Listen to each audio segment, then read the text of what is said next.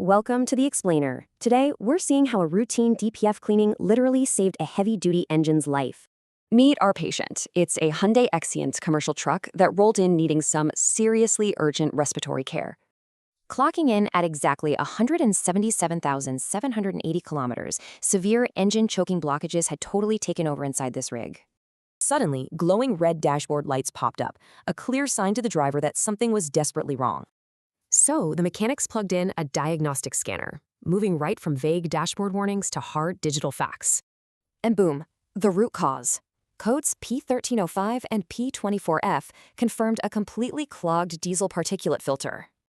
Let's look at the physical reality. You can see the inlet here is just blackened, totally choked with soot. Backpressure tests proved it. This massive heavy-duty engine was essentially trying to breathe through a tiny straw. But check out this dramatic payoff. We go from pitch black, nasty soot to beautifully restored, pristine ceramic.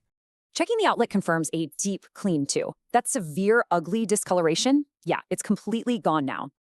Now this isn't just cosmetic. Post-cleaning measurements actually prove this treatment worked on a strictly scientific level.